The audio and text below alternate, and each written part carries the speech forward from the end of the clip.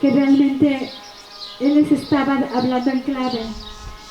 Si leen el Salmo 22, se los voy a leer así porque no alcanza a ver. ¿No está aquí? No. Dice, o sea, todos creemos que Dios abandonó a Jesús porque Jesús dijo, Señor, ¿por qué me has abandonado, verdad?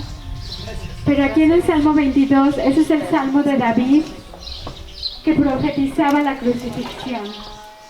Entonces este Salmo comienza, Señor, Señor, ¿por qué me has abandonado? Y si lo leemos detalladamente, nos descubre los sufrimientos de Jesucristo. Sin embargo, cuando llega al versículo 24 dice, porque no despreció ni desdeñó la aflicción del afligido, ni de él escondió el rostro, más bien le oyó cuando clamó a él. Entonces, este salmo nos dice que Dios no abandonó a Jesús. Dios estuvo con él, reconciliando a nosotros con él, ¿verdad? Reconciliando a la humanidad con él. En su cuerpo vemos morir nuestra muerte. Algo muy importante es que conozcan el significado del pecado. Porque mucho se habla de nuestros pecados y creemos que las cosas que hacemos son esos pecados, pero el pecado es algo un poquito más profundo. El pecado, basado en el hebreo y en el griego, les voy a leer primero la definición en hebreo. Perderse del camino, errar de la marca, hablando de un arquero. Dar un paso en falso, tropezar. Su forma reflexiva indica un hombre aterrorizado y confundido, que por consiguiente va en huida precipitada, confundiendo el camino. O sea, de acuerdo al hebreo, el pecado es el temor, ¿verdad? Que hizo que el hombre perdiera su camino, perdiera su destino, perdiera su imagen. En el griego es la palabra hamartía. Ha es una partícula negativa que niega la palabra siguiente, en este caso, no, y martía, que es un derivado del morfe, así como metamorfe, que significa forma, o sea, sin forma. Entonces, ¿qué fue lo que sucedió cuando el hombre perdió la gloria de Dios? El hombre perdió la imagen de Dios, el hombre se halló sin forma, así como yo me sentía, que yo les compartía, sintiéndonos que no damos el ancho, sintiéndonos que no cabemos en ciertos sectores, sintiéndonos que algo está mal acerca de nosotros. Eso es la definición de pecado en el griego. Entonces, la Escritura, cuando profetiza de Jesús, Él dice que lo veían en la cruz y se veía como sin forma humana, ¿verdad? Así dice la Escritura. O sea, de los golpes que le dieron quedó como deforme, ¿verdad? No se podía saber si eso que colgaba de la cruz era un humano. ¿Por qué? Porque estaba llevando nuestra deformidad, estaba llevando nuestra muerte, estaba llevando nuestra culpa, estaba llevando esa carta de requerimientos que era contraria a nosotros. Así lo dice Colosenses 2:14. Él dejó en la cruz la carta de requerimientos que era contraria a nosotros. Entonces, esa fue la crucifixión y esa fue nuestra muerte. Entonces, a mí me duele que tanta gente muera muchas veces sin conocer lo que le sucedió en Cristo, o muchas veces por no conocer lo que le sucedió en Cristo. Porque en Cristo ya morimos todos. Pero Cristo no quedó en la muerte. Cristo, ¿qué le sucedió a Cristo? Pero antes, o sea, cayó y fue al infierno de nuestra desesperación, al infierno de nuestra angustia, de nuestra depresión, de nuestras enfermedades, de nuestras dolencias, de nuestra incertidumbre, de nuestra autoimagen, a ese lugar donde vivíamos antes. ¿Por qué? Porque la palabra Hades, de donde sacamos la idea del infierno, es ha, igual que hamartía, que significa no la incluyo. Y des, que significa ver. O sea, significa no ver. El infierno es la ceguera que nos acompaña cuando no sabemos cuál es nuestra identidad verdadera. En el caso de mucha gente no es tan palpable porque son prósperos, porque están sanos, porque les va bien, porque se ven bien. Pero en el caso de mucha gente no sabemos realmente, no podemos ver la gracia de Dios, no podemos ver el bien que Dios nos hace, no podemos ver su presencia como yo antes, que a lo largo de mi vida, si les platicara todas mis experiencias, veríamos cómo Dios estuvo conmigo todo el tiempo, ¿verdad? Sin embargo, yo me sentía abandonada, me sentía sola, me sentía relegada, maldecida. Entonces, ese es de acuerdo a la palabra Hades, ese es el infierno, ¿verdad? Entonces, Cristo, en la Escritura está que Cristo bajó hasta nuestro infierno. ¿Qué quiere decir?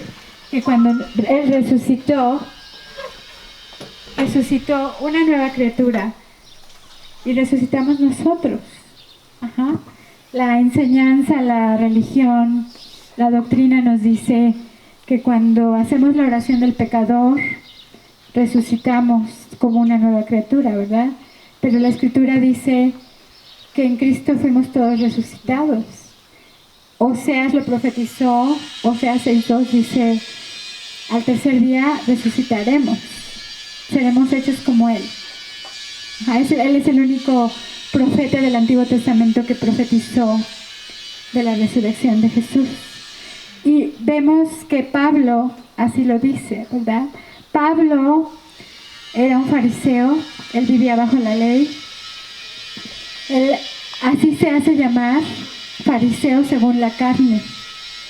Entonces, si buscamos este término en una concordancia y buscamos cada vez que él dice según la carne, nos damos cuenta de que está hablando de su genealogía, de su profesión, de su linaje, de sus estudios, de su posición jerárquica. La carne, nosotros creemos que es embriagarnos, emborracharnos, participar de cosas ajenas a nuestro diseño, pero realmente esos son los frutos de vivir bajo la carne. O sea, quisiera explicárselos con más calma y voy a ver si me da tiempo para que no se queden con esa duda, pero si no me llega tiempo, ustedes pueden leer la epístola de los Gálatas, que habla, ustedes comenzaron bajo el Espíritu, van a terminar por la carne. ¿Por qué recibieron el Espíritu? ¿Por creer la palabra con fe o por estar bajo la ley? O sea, léanlo del 1 al 3 y se dan cuenta que él usa la palabra ley y carne intercambiablemente. Quiero decir que entre más tratamos de poner nuestro esfuerzo para producir lo que Dios quiere ver en nosotros, para querer obedecer, para querer hacer todo perfecto, para querer ser perfectos, y nos vemos muy bonitos por fuera y la gente se ve próspera y vemos que a la persona no le falta nada, todo eso es la medida de la ley. La medida del Espíritu es que en Cristo morimos y resucitamos, y que en Cristo hemos sido perfeccionados, hechos santos, justificados, inocentes. Esa es la medida. Si leen el Nuevo Testamento se dan cuenta que en Cristo nuestra medida no es la ley, en Cristo nuestra medida es Cristo.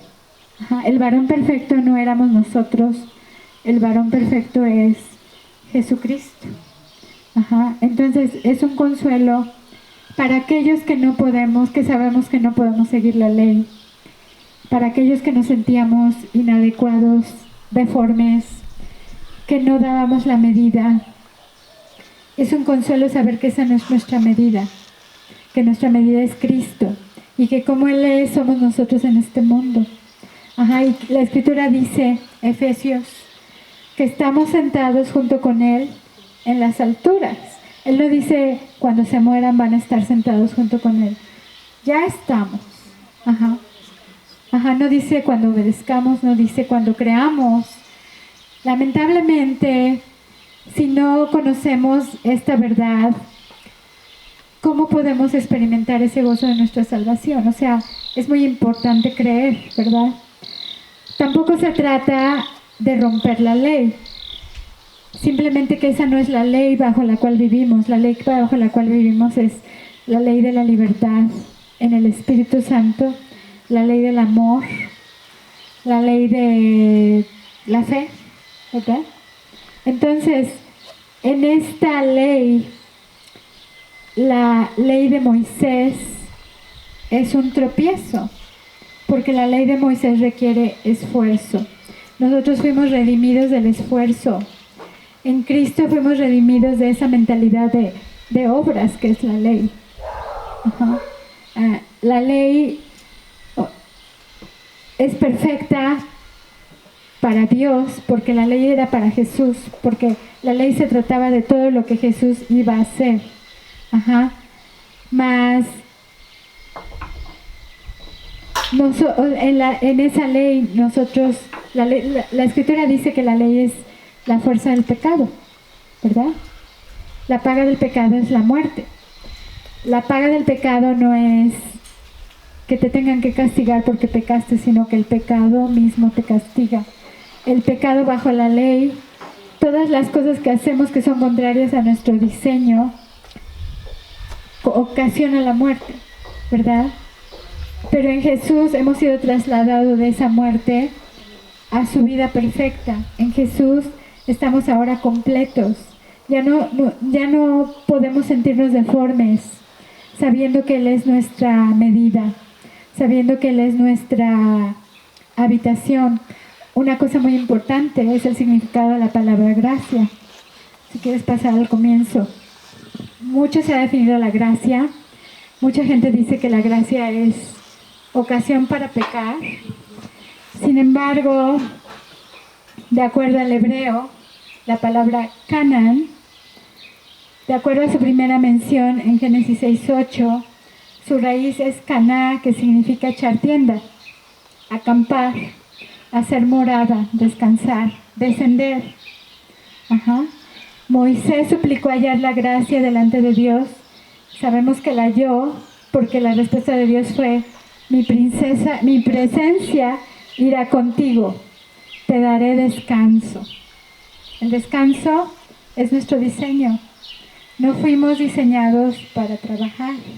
La palabra que define la maldad en el hebreo es poneros, que significa lleno de labores y molestias y dificultades. Entonces, esto quiere decir que laborar produce maldad. Ajá, vemos que el mundo está lleno de maldad y es una contradicción porque el mundo está lleno de religión. Y mucha gente conoce a Dios, entonces ¿por qué tanta maldad? ¿Por qué la gente cuando llega a la cumbre se corrompe tanto? ¿Por qué la gente cuando llega a los lugares más altos del gobierno tienen que venderse para poder sobrevivir si no quieren que los maten? ¿Por qué la gente al alcanzar un pedestal tiene que prestarse a seguir ciertos juegos para no caerse y perder todo lo que construyó toda su vida? Ajá. Esta es Babilonia. Si alguna vez han estudiado Babilonia, se dan cuenta de cómo vivían en clases sociales, cómo los de arriba tenían una justicia diferente a los de abajo, cómo los de abajo vivían como esclavos, cómo los de en medio, lo equivalente a los gerentes de hoy en día, eran los que se encargaban de que los de abajo hicieran el trabajo para los de arriba, ¿verdad? Entonces, esa es la mentalidad de Babilonia. Tú eres lo que puedes hacer. Tú eres lo que puedes alcanzar con tu propio esfuerzo. Tú eres lo que tienes. Ajá. Pero cuando te das cuenta que otro es más, otro tiene más, entonces no tienes tanto, ¿verdad? Entonces es un árbol de comparación de que nunca llega uno a la meta, nunca llega uno a esa perfección. Entonces, cuando vemos el significado de gracia, ¿qué tiene que ver la gracia con todo esto? Que Jesús descendió y echó tienda y acampó primero entre nosotros y después en nosotros. Ajá. Y de eso se trataba el tabernáculo. Ajá, el tabernáculo estaba representando esa gloria venidera que ellos no pudieron ver y que nosotros ahora presenciamos. Porque ahora Jesús está en cada una de ustedes. Ustedes son ese tabernáculo hecho de piel que alberga la presencia de Dios, al cual entramos por el sacrificio de Jesús, como en el viejo tabernáculo que estaba en la entrada. El bronce representa el juicio. Sin embargo, el tabernáculo estaba cubierto de oro. Ya no hay más bronce, ya no hay más juicio. Para poder experimentar esa presencia en lo máximo, debemos de meditar en cómo Jesús nos apartó de nuestro pecado, de nuestra deformidad, que la ley nos recordaba, ¿verdad? Porque Él dice, como el este está del oeste, así separé el pecado de ustedes, ¿verdad? Así lo dice la Escritura. Entonces, cuando entramos a la presencia de Dios, ya no tenemos que entrar a una habitación apartada, ni tenemos que clamar al cielo a ver si Dios nos oye, porque Él no tiene una escalera que podamos ascender, ni Él puede bajar otra vez para poder comunicarnos con Él. Ya no necesitamos encender la vela, ya no necesitamos el velo. El velo del tabernáculo fue removido. Si leen la Escritura, ahí dice que durante la crucifixión, cuando Jesús dijo, consumado es, el velo fue rasgado, ¿verdad? Y hubo un terremoto. ¿Por qué? Porque los cimientos sobre los cuales la humanidad estaba establecida tenían que ser removidos. Ahora estamos establecidos en cimientos más permanentes, en un pacto más excelente, en preceptos permanentes que duran para siempre. Ya no tenemos que esperar a que Dios baje, porque Dios está en nosotros. Tenemos los panes de la proposición, que es la presencia de Jesús. Jesús es el pan de vida. Tenemos a Jesús dentro de nosotros en el candelabro de oro, que es la luz. Jesús es la luz. Tenemos el altar de incienso, que también era de oro, en el cual se ofrecía la ofrenda, que eran las oraciones de todos los santos, donde estamos representando nosotros. Ajá, y ya no tenemos que adorar desde afuera, porque el velo ya fue abierto. La gente ya no experimenta la muerte al entrar a la presencia de Dios, porque el velo ya quedó abierto. Ajá, la sangre quedó salpicada sobre el arca, y si pensamos que fueron 7 veces las que se salpicó, y nos ponemos a pensar que Jesús sangró de su cabeza, sangró de sus manos, sangró de sus pies. Ajá, sudó sangre un día antes. Le pusieron la corona de espinas antes de la crucifixión. Ahí están las 7 salpicadas de sangre que la humanidad necesitaba para sentirse limpia, para que la conciencia de pecado se acabe, se calle. Que la conciencia de pecado que nos dice que no somos, que no calificamos, que no agradamos a Dios. No digo que sea el caso de todas ustedes, fue un caso muy personal, pero conozco mucha gente que se siente igual. ¿Por qué? Porque no hemos conocido realmente lo que significa el Evangelio. El Evangelio se nos ha cambiado por uno de obras, en el cual tú tienes que hacerlo todo.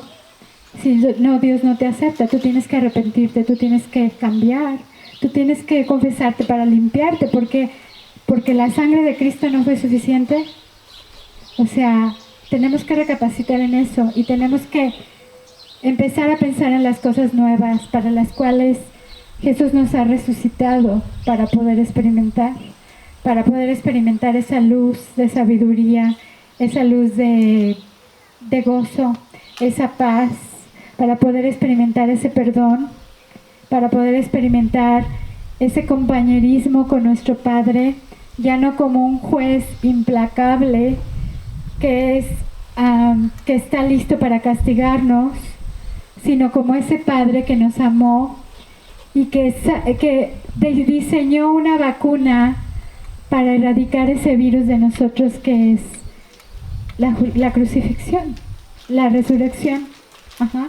Cuando ustedes reciben esa vacuna, ustedes ya no pueden volverse a sentir olvidados de Dios. Ustedes ya pueden sentirse con derecho a pedir de su Padre sin considerarlo un favor, porque yo pienso que el favor se le hace a una persona que no conoces, ¿verdad? Quizá a una persona que trabaja en nuestra casa, si tú eres jefe en tu trabajo, tú le haces un favor a un empleado porque necesita llegar tarde, o tú le permites hacerse el oxiso un poquito y no lo notas. Ajá, eso sería un favor, ¿verdad? El amor del Padre no es un favor. El amor del Padre es la herencia de los hijos. El favor del Padre es la herencia de los hijos. Todos ustedes tienen en ese favor dentro de ustedes. Todos ustedes ya no necesitan ningún ritual, ninguna posición especial para orar. Ya no necesitan una ley que les permita tener acceso al Padre. Ajá. Ustedes llevan a Cristo en ustedes. Entonces, el propósito de este mensaje es que ustedes se vayan sabiendo que ustedes son la habitación de Cristo, que Cristo está en ustedes, que Cristo nunca se va a ir. Cuando ustedes pierden los estribos, cuando a ustedes se les olvida quiénes son, ajá, Cristo sigue ahí, Cristo sigue pendiente de sus necesidades. En Él tenemos nuestra salvación, que significa sanidad. Tenemos nuestra provisión, tenemos todo, tenemos perdón, tenemos vida eterna en esta vida, porque esta vida se va a terminar algún día, ¿verdad? Somos de cuerpo mortal. Algún día nos vamos a separar de este cuerpo para poder recibir nuestro cuerpo eterno al lado de Jesús, donde no va a haber muerte ni dolor.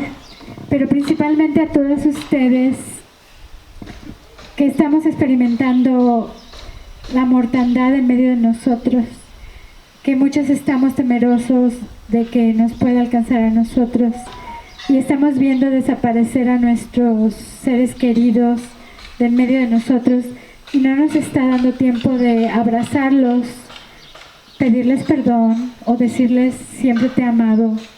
Cuánto tener misericordia de ellos como Jesús la tiene, de inclinarnos ante ellos como un igual, ¿verdad? Porque estamos reconociendo su valor. Muchos de ellos, de los que están muriendo, se están yendo sin la certeza de que Dios los amó, o pensando de que hicieron mal, que les sucedió esto. Ajá. Porque, o sea, muchos esperamos que Dios nos sane, y si Dios no nos sana, creemos que no tuvimos fe suficiente, creemos que no lo agradamos lo suficiente. Sin embargo, cuando conocemos el Evangelio de Jesús, que dijo que en su muerte moriríamos todos y que en su resurrección resucitaríamos como nuevas criaturas, porque tanto nos valora, tanto nos aprecia. Si reconocemos cómo Dios viajó detrás de nosotros para poder encontrarnos, porque en la religión nos dicen busca a Dios, adora a Dios, ama a Dios, y muchas